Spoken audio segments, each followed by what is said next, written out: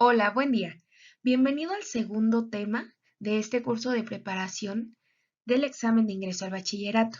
El día de hoy vamos a revisar el tema de metabolismo celular, en específico el apartado de nutrición. Bien, en el tema anterior revisamos qué era una célula y cuáles eran sus componentes. Ahora, ¿te has preguntado cómo funciona una célula? El día de hoy lo vamos a descubrir. Se dice que todas las células utilizan energía para llevar a cabo sus procesos. Para esto desarrollan una compleja serie de reacciones químicas a la cual se le conoce como metabolismo. Es muy común que la palabra metabolismo la hayas escuchado cuando alguien dice mi metabolismo es rápido o mi metabolismo es muy lento y por eso no puedo bajar de peso, lo cual no es muy cierto, ya que el metabolismo no es rápido ni es lento. El metabolismo todo el tiempo está activo. Y como ya revisamos, son el conjunto de reacciones que están acopladas entre sí, que están funcionando una tras otra, es decir, en secuencias. Y estas tienen lugar dentro de todas las células para llevar a cabo sus procesos adecuadamente. ¿Y de qué procesos hablamos? No, el metabolismo no es exclusivo de la nutrición. El metabolismo está implicado en todas aquellas reacciones químicas, recuérdalo. ¿Cómo cuáles? Reacciones químicas que se llevan a cabo en la respiración, reacciones químicas que se llevan a cabo en la digestión y reacciones químicas que se llevan a cabo en los procesos hormonales. La mayoría de estas reacciones químicas que son parte del metabolismo están ligadas en secuencias que se llaman rutas metabólicas. Se diferencian dos tipos de rutas, las rutas anabólicas y las rutas catabólicas. Las rutas anabólicas se dice que construyen, porque consisten en la unión de moléculas sencillas o simples para formar moléculas complejas. Este tipo de ruta metabólica necesita de energía, la cual está en forma de ATP o adenosintrifosfato. El ATP es una molécula que da aporte energético a las reacciones bioquímicas.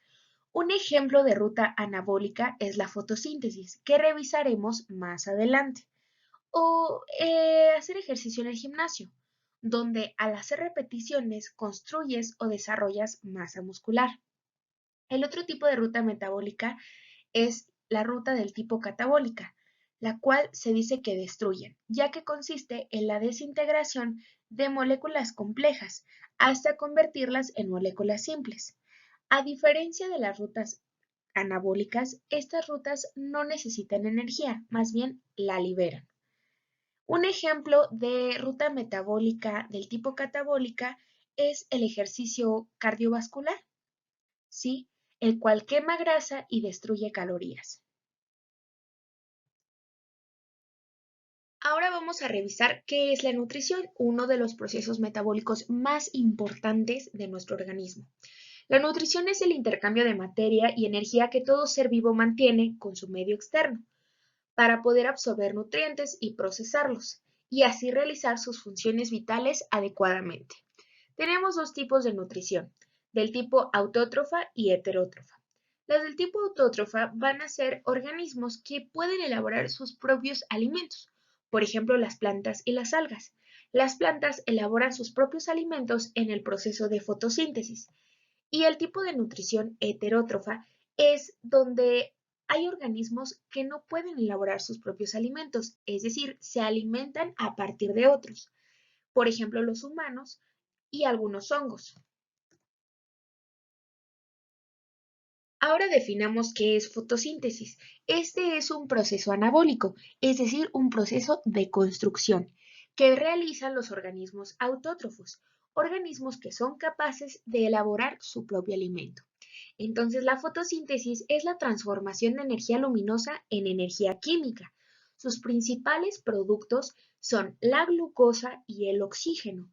Este proceso se realiza en los cloroplastos de las células vegetales. Recuerdas que lo revisamos en el primer video donde mencionamos que el cloroplasto era el organelo exclusivo de las células de tipo eucarionte vegetales. Bien, Es importante entonces que conozcas los elementos o ingredientes necesarios para llevar a cabo un correcto proceso de fotosíntesis. Lo primero es conocer en dónde se lleva a cabo. La fotosíntesis se lleva a cabo en los cloroplastos. ¿Recuerdas? El organelo exclusivo de las células vegetales. Se dice que cada célula vegetal tiene entre 25 y 75 cloroplastos.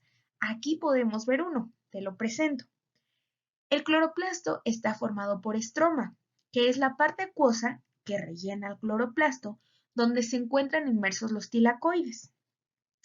Los tilacoides son sáculos aplanados en forma de pila de monedas que contienen clorofila, y la clorofila es la sustancia que le da el color verde a las plantas.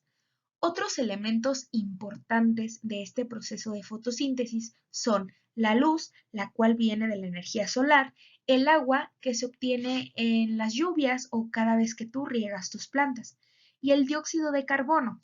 Con este elemento ocurre algo muy importante. Si recuerdas, en nuestro proceso de respiración, es decir, en el proceso de respiración de un humano, cuando tú inhalas, ingresas a tu organismo oxígeno, y cuando tú exhalas, eliminas o desechas dióxido de carbono.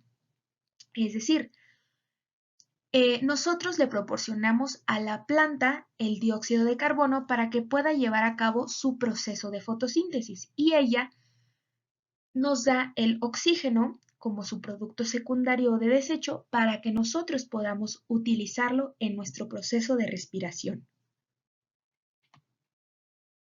Ahora vamos a estudiar las fases de la fotosíntesis. La fotosíntesis tiene dos fases. La fase luminosa, la cual se lleva a cabo en los tilacoides, en los sáculos aplanados, y la fase oscura o ciclo de Calvin, que se lleva a cabo en el estroma. Bien, vamos a revisar primero entonces la fase luminosa, la cual se lleva a cabo en los tilacoides y es dependiente de la luz. ¿Y cómo ocurre? Bueno, la clorofila, la cual vemos aquí, que se encuentra en los cloroplastos, absorbe la energía del sol. Esta clorofila se excita y libera electrones, los cuales van a ser captados por el sistema de transporte de electrones y se van a unir a una molécula llamada ADP, más el electrón liberado de la clorofila la va a convertir en ATP, el cual es uno de los productos finales de la fase luminosa.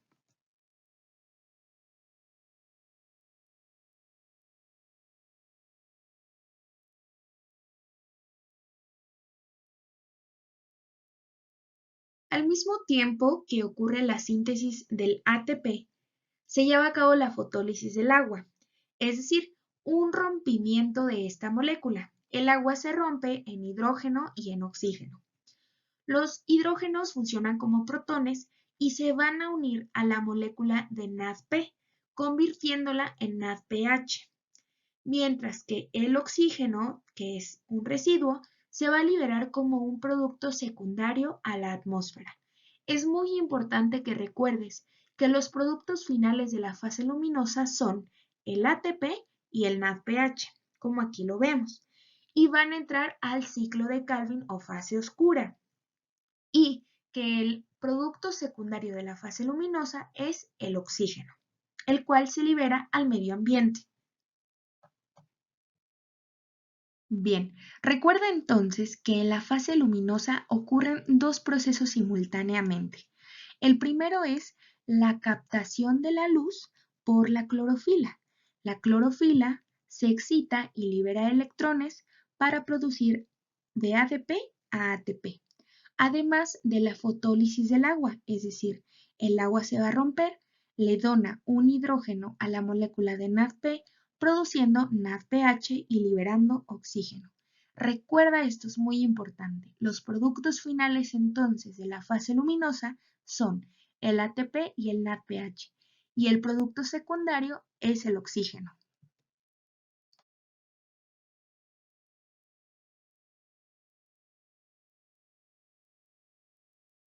La segunda fase o fase oscura, también conocida como ciclo de Calvin, se va a efectuar en el estroma, aquí lo vemos en la imagen, es decir, en aquella sustancia acuosa que estaba rodeando a los tilacoides. En esta fase se va a utilizar el ATP y el NADPH, que fueron los productos obtenidos en la fase luminosa, además del dióxido de carbono. Entonces, gracias al ATP, al NADPH y el dióxido de carbono es como se puede formar la glucosa. En resumen, entonces, es importante que recuerdes que en la fase oscura se utilizan los productos previamente elaborados, además del dióxido de carbono que se obtiene del medio ambiente para finalmente entrar al ciclo de Calvin y producir glucosa. Es importante que recuerdes finalmente que las fases de la fotosíntesis ocurren de una manera secuencial, es decir, una antes que la otra, donde en la fase luminosa ocurre la absorción de la luz y la fotólisis del agua, obteniendo como productos el NADPH y el ATP, y como producto secundario de desecho el oxígeno.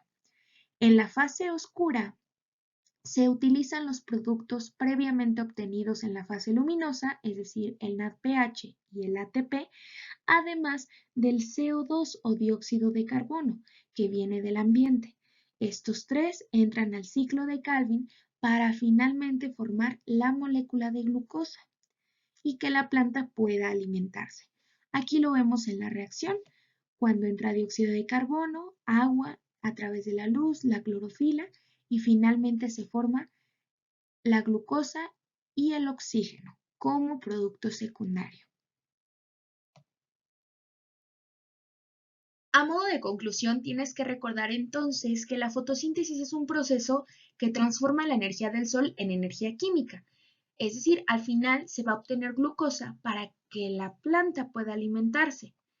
Y que las partes importantes de la célula vegetal que tienes que recordar para este proceso son el cloroplasto, el cual es un organelo subcelular verde donde se produce en general este proceso de la fotosíntesis. En específico, el estroma, el cual es un fluido acuoso que rellena el cloroplasto. En él se produce la fase oscura o ciclo de Calvin de la fotosíntesis. Los tilacoides, que van a ser vesículas aplanadas donde se producen las reacciones captadoras de luz, es decir, la primera fase de la fotosíntesis o fase luminosa, y la clorofila, que es el pigmento que está dentro del tilacoide y que en él también se produce la primera fase de la fotosíntesis.